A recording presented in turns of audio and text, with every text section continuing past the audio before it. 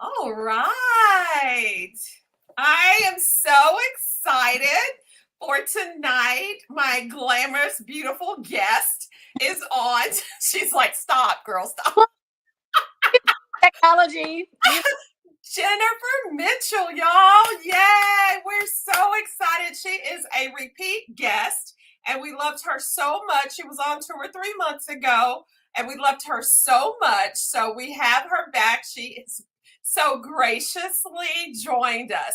So we're excited, Jennifer, and we want to know. And before I start, I just want to say welcome to the Beauty Box for Him Women Empowerment and Bible Studies podcast. We do a Wow Wednesday every Wednesday night at 7 Central Time. So thank you for being here. We are on Facebook and YouTube, and we have many other things going on, like a 7 a.m. devotional every weekday.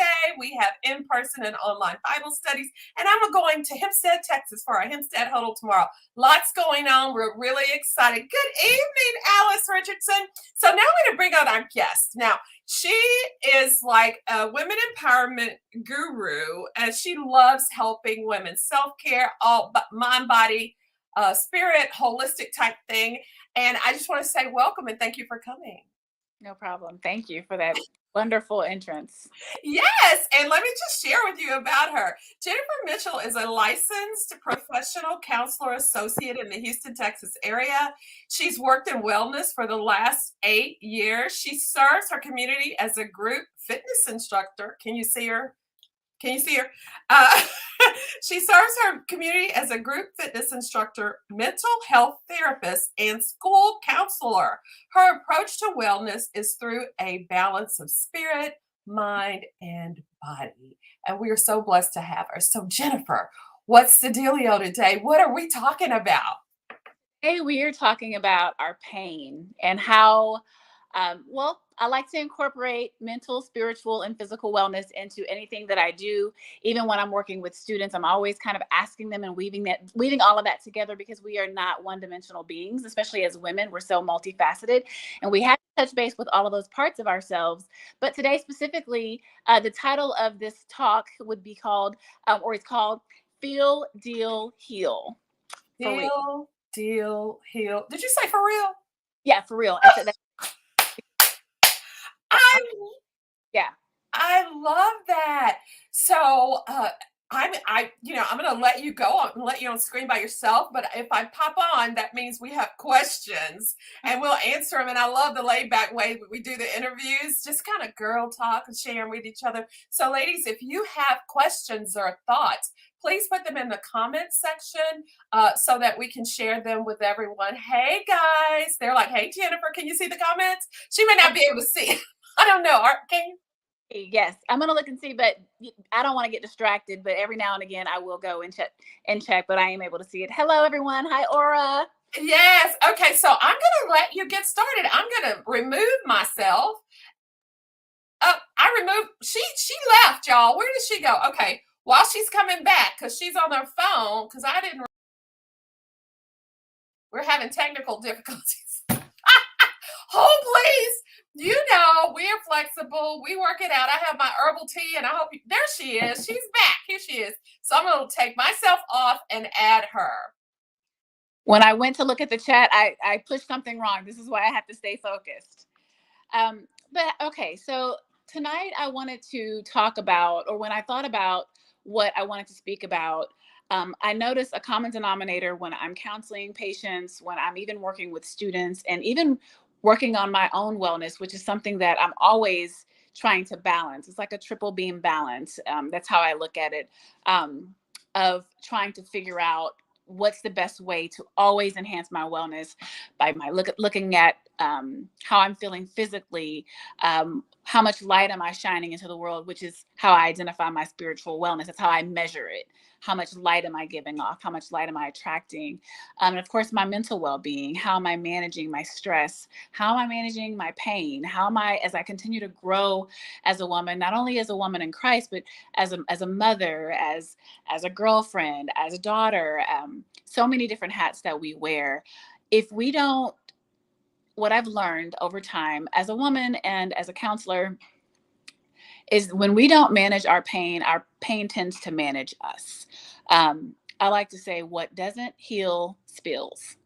So it's going to spill over into our relationships. It's going to spill over into our productivity or lack thereof. On the other hand, what heals spills as well. So that's looking at it from the positive perspective, saying, when I am a healed version of myself in different spaces, I am a better version of myself. So it's always my goal when I'm working with people or just talking to friends, since this is like who I am, whether I had the title of LPCA or licensed professional counselor, school counselor or not, it is always in my life's purpose to be able to unpack our pain and to help others do that as well. Unpack my own pain and help others do that as well. So feel, heal, deal, for real.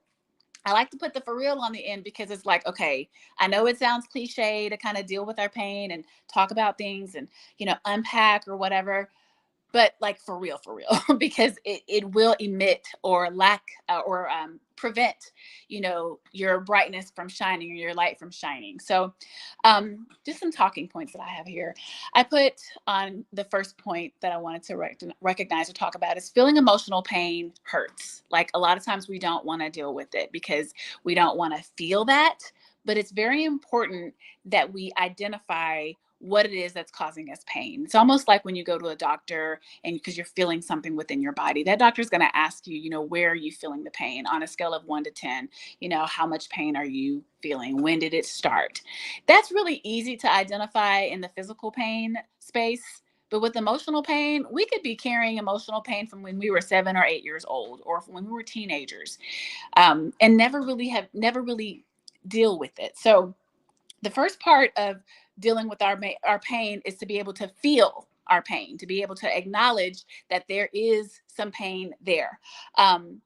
When we don't deal with our pain, I know that we've heard oftentimes people say, "Oh, we just swept it under the rug." If you lived in a family and nobody talked about trauma, or it was, what's done in this house stayed in this house. Well, what if there was abuse in that home, or what if there was, something that you've dealt with and you were just taught or conditioned in your mind to not ever talk about it? Well, we swept it under the rug. Well, when you flop out that rug and you're ready to kind of start detoxing it, that rug can carry a lot of emotional mold. So when you think about what mold does to an environment, is it toxifies that environment. So in order to be able to deal with our emotional pain, we have to really express it. We have to express that pain. You are responsible for your healing. I think it's important to take accountability for it, even if you did not cause the pain. If somebody dropped you, if somebody abused you, and I say drop, not physical drop, but somebody wasn't responsible, wasn't accountable, if there's an abuser that maybe passed away before they can even acknowledge what they did to you, or whatever the case may be, waiting around on validation from somebody that caused pain really just delays the process of healing. Feeling is the first part of being able to deal with that pain. Feeling the pain is painful, but pain can be seen as weakness leaving the body. That was something a fitness instructor told me one time. When you're working out and you're feeling the pain of whatever exercise that you're exerting, it hurts. But a lot of times when you push through that pain, you feel stronger. It may just be the very exercise physically now, because there's so many parallels between physically exercising and exercising our emotional wellness. When you are exerting that pain and when it's hard and when you have to do those last 5 reps, it's very difficult. But most of the time, when it comes to those really difficult exercises, they make the most impact in our bodies, right? So it's the same as being able to really let that out and be able to feel the process. It is painful, but numbing it just delays the process. Okay. The next point that I wanted to talk about, because it's feel, deal, heal, is the dealing part. Did you want to speak? I'm sorry. Go ahead. No, no, no. So I got it out of order. I said feel, heal, deal. So it's deal, then heal. Yeah, Okay. it's deal first is because if you don't deal with it, it won't heal. You can't heal with it, Um, and a lot of times people, I mean, there's so many rhyming words to this because I used to say, well, people take a pill to prevent from dealing with it. And that's in so many other physical ailments that we have. Taking a pill for a blood pressure problem isn't going to make it may make it go away or may subside it, but really dealing with, okay, what do I need to change in my life to really change the, whatever disease that my body may be dealing with, or whatever I'm trying to fight off, or whatever challenge I'm trying to deal with in my physical body. Taking a pill will only numb it, really. Yeah. Being able to get to the root of the matter, maybe that looks like changing your nutrition. Maybe that looks like being more physically active. It looks different for different people, but a lot of times it's the same in our emotional space. When we don't deal with it, we really delay. Yeah, and you mentioned numbing. People numb it with different things, food, Mm-hmm. alcohol, whatever, instead of processing. So Right. I think this is really good, getting down to the root of the cause and not just taking pills and drinking and sex and whatever we do. And Mhm. shopping, and I mean, everybody has their own.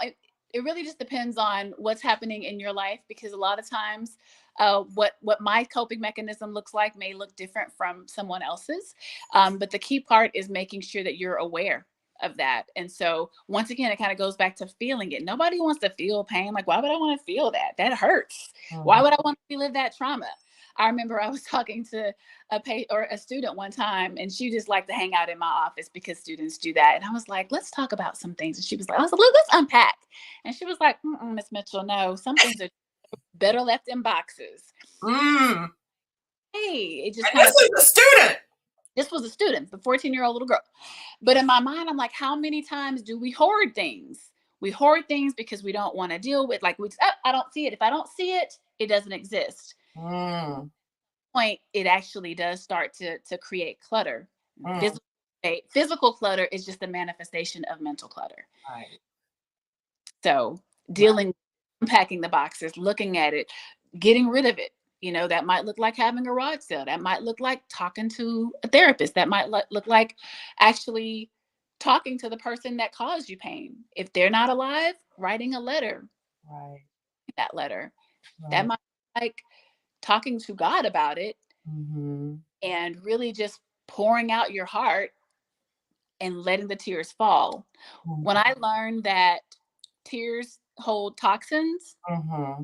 changed my whole perspective on what it means to cry. You know, when babies cry, they don't have the awareness to be able to use their words to speak about what they're feeling. They use their expression of crying to be able to release that frustration, whether they're hungry, whether they're sad, whether they're hurting, whatever the case may be. Well, as we learn how to use our words and use our actions, sometimes we forget that crying out might not look like crying with tears, but it might just look like talking. Yeah. Yeah. You know, Mm. there was a pastor, Ron Carpenter. I heard him say that the mouth is a valve for the heart. Mm. True. Mm. And I it just changed my perspective on being able to talk. Now, of course, you want to make sure that you're talking in a safe space. Right. So, Right. Right. or yeah, Yeah, they say out of the mouth comes what's in the heart. Yeah, that's in the Bible for sure. So yeah, and facing the things they usually, and I always say it, usually when we press against what's pressing against us, or opening those bills, because that's the first step in getting out of debt, because sometimes people just don't open them, like they're going to go away. they're gonna forget, like they're gonna give you a grace pass. It's like we got to face it for it to get better. Right, right. Another point that I wanted to talk about when it comes to dealing with it, sometimes I've learned over time, and even with myself, like I'm no expert, I'm trying to figure it out, but um, I've learned that we can be really harsh, especially as women that wear so many hats. Like we can be very harsh on ourselves when it comes to dealing with our pain. It's like, I should just suck it up. My mom sucked it up. I didn't see my mom cry. I didn't. And it's like, well, maybe she or he, whoever you learned that from, didn't have the skills, didn't have the awareness. When you know better, you do better. Yeah. So if you learned being able to have or use emotional intelligence the wrong way, even if that conversation was being had, if you learned it wrong, then you have to allow yourself the space to be able to grow. And you do that by showing grace to yourself. Right. Think how we all, if you're a mom aunt or just a nurturing person, if a child's ever come to you, with a cut or a bruise or whatnot, you handle it with care. Sometimes you may kiss it, you might, but we become adults and we figure we just have to like man up, to deal with this or not cry. We somehow see it as a weakness Right. when being able to bring that pain to the surface, acknowledging it for what it is, talking to somebody about it, um, letting someone know that they hurt you, or letting somebody know what they did or how their actions impacted you in a negative way. Um, that is actually strength. That takes a lot of strength. Brene Brown wrote a whole, her whole thing is about acknowledging shame and, you know, understanding that when you live in the space of shame, you actually are giving power to that darkness and to that you're giving power to the wrong source. You have to be able to acknowledge it and Right. bring it to it. Mhm. Light can drive away darkness. Oh, Stephanie says, I don't know if you can see this comment. She says, yes, we are accountable for our own healing. And I love what somebody said, no one is coming. No one's coming. No one's coming. It's you and team you. You have to look after yourself and you have to take those measures. Self esteem, self confidence, that's all like a do it yourself job. it really is. Mhm. I mean, you can have anything material that you like, but if you still haven't acknowledged, if you're still kind of walking around with that, like I said, that emotional mold, it starts to take a toll, and so you may not be able to see it. It Mhm. may be growing on the walls, but I think that others can feel it. It impacts your spirit space because Right, it how much light you give because it actually kind of acts as a cloud, that really weighs you down. right. Um, and waiting on someone to validate you, baby, you got to learn how to validate yourself. It has to be, it's an inside job. Right. It's so true. And if you don't change in the core, you're going to kind of get the same results wherever you go. You ever heard that saying, wherever I go, there I am? So, like, it talks about like lotto winners, how they come out of poverty, they win millions of dollars and end up poor again. Yes. Because, yeah, Yeah. that's what it's Whatever doesn't heal spills. And so it's all of that's going to come out. And, it's almost like you have to choose your hurt. It's going to hurt either way. Mhm. Think of it from a physical space. If I don't take care of my body, if I don't eat nutritious foods and make sure that I'm good on the physical level, whatever good may look like for you, um, that's going to cause some pain. That's going to cause some hurt down the line. Bad habits compound. So Mm, if I just keep problems are patient, they are patient. They will wait on you, and pain is patient as well.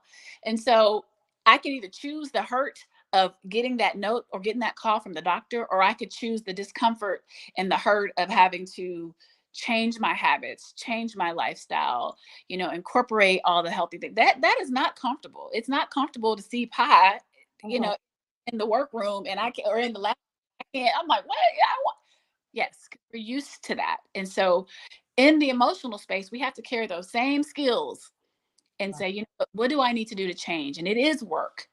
And you do need love and support, but you definitely need that from yourself. Right, right. Yes. So, And then last space, being able to heal. So heal, feel, deal, heal. In the healing space, like I said earlier, it's it's the expression, right? So if you think about even the word depressing, like if someone thinks of just the root word of the prefix it's down, it's pressed down. So being able to express it by having that valve opened and being able to talk about it, just that alone is therapeutic. That's why girlfriend talks are so great and so healthy, and meeting up and kind of unpacking that or talking to somebody about it. That's why those things are so important, because we are really literally expressing what that is and we're releasing it. Think about if you have a cut and the doctor say, hey, give it some air after a while. Once all the ugly stuff oozes out and all the infection is out, now we can give it some air and it can heal properly. right, It's the same. We just don't want to go through the ugly part. right, So right. look evaluating what that healing journey looks like for you, whether it's going to therapy, whether it's exercising, like I said earlier, communicating to those who have hurt you Mhm. without looking for an apology, Right. without looking for them to say, because a lot of times, if you let somebody know, especially depending on their level of emotional intelligence, they may not very well say the right thing. They may Just say, because you want to hear it. Just because you want to hear it, they're not giving you, they feel like they're losing or something. you have to do it because it's what works for you, and you have to be ready to understand that you may not get, what you think you're going to get from Mm, the that you have in your mind. If you do, that's great.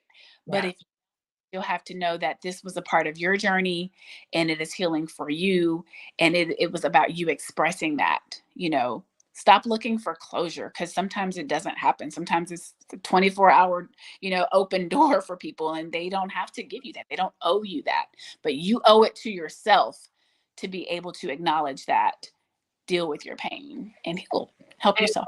one of the other things that I learned that I really appreciated is that you don't have to forgive them face to face. They don't even have to know that you've forgiven them. You can just forgive them. And one of the things I used, one of the tools was prayer. Mhm. Because eventually, if you're praying for that person, you're not going to hate them anymore. And God's going to work on your heart, because that's what it's about, us changing, because when you get the girl right, then the world's right. Yeah, I yeah. like.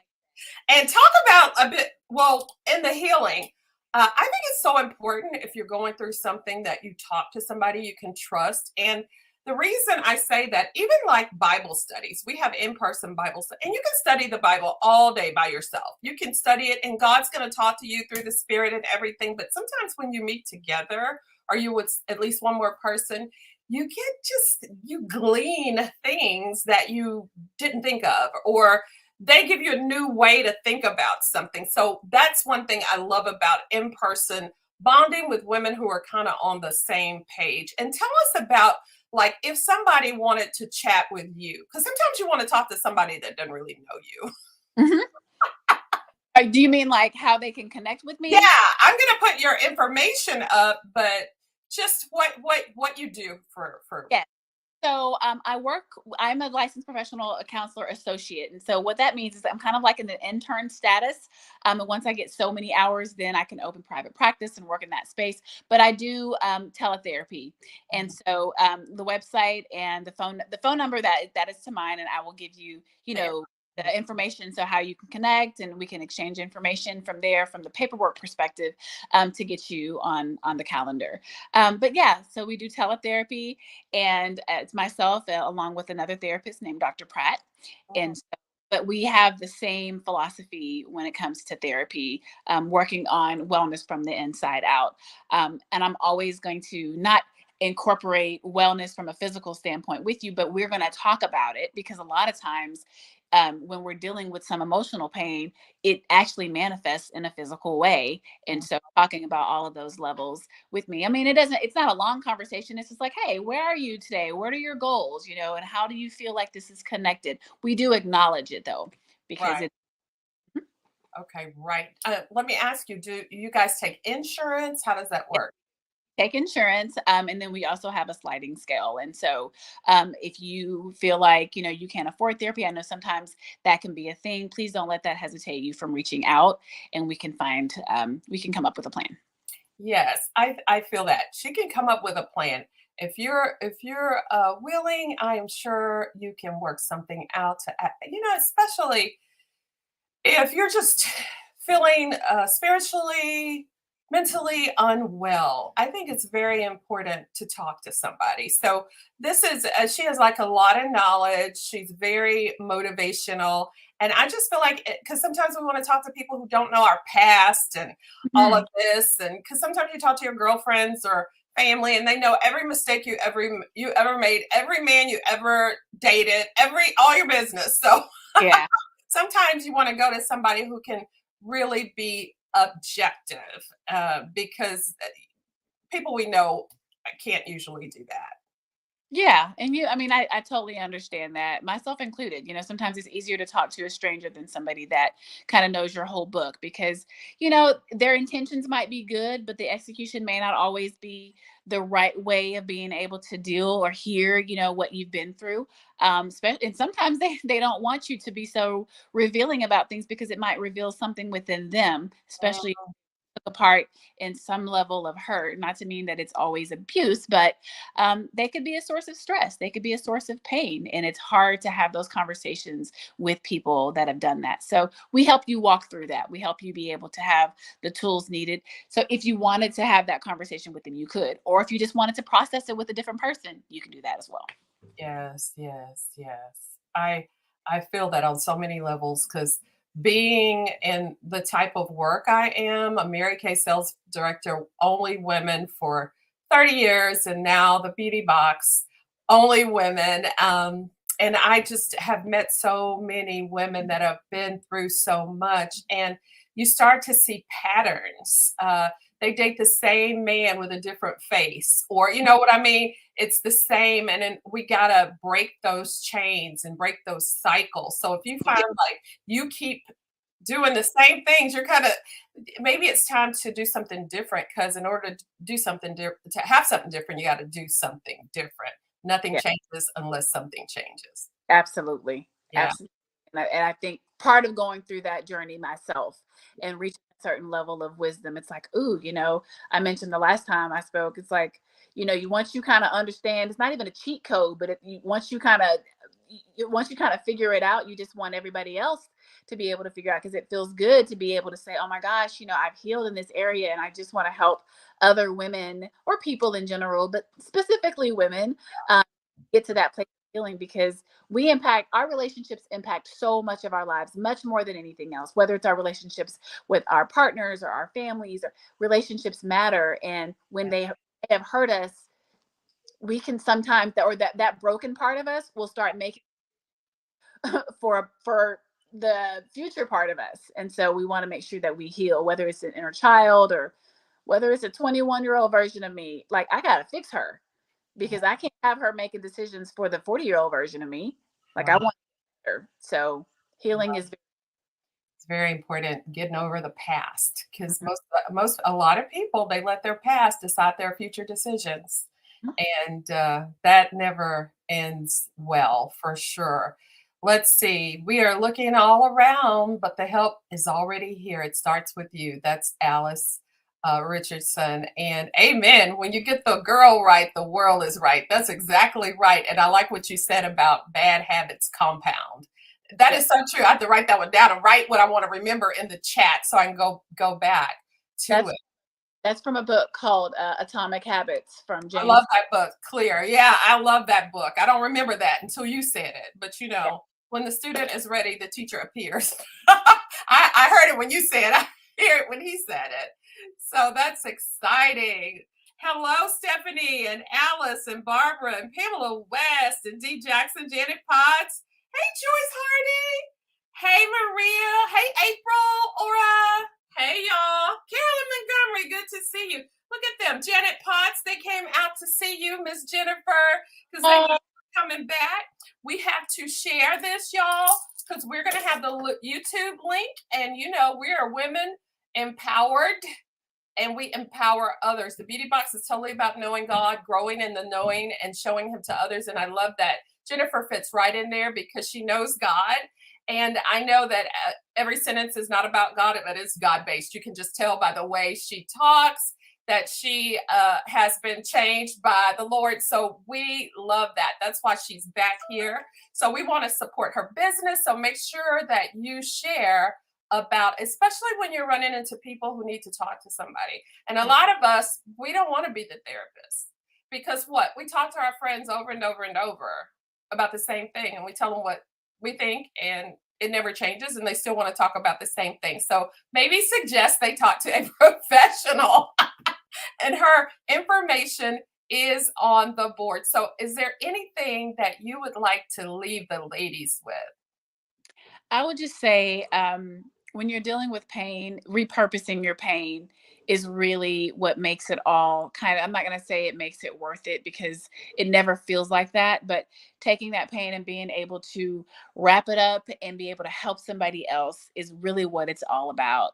And I think that was my why and why I became a counselor therapist, why I love to help people. It's because it's sitting around with me is not going to do any good. I have to take what I know and help others, and that's what God wants us to do. And so I believe that 100%.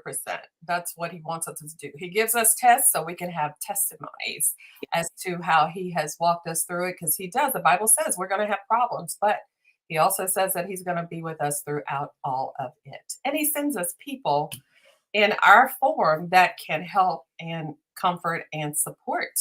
So, yes, they're saying thank you for the info. Uh, Thank you, hello, and all of that good stuff. So I appreciate you so much. Thank you for uh, just giving us some of your knowledge in the beauty box. We love us and Jennifer Lewis. Mitchell. She said, I'm trying to read, and she says, thanks. This has been very enlightening. I'm trying to read and talk and think oh, at the same time. Jennifer Mitchell, huh? so much for having me again anytime. Thank you. All right. Thank you. Have a great evening, everyone.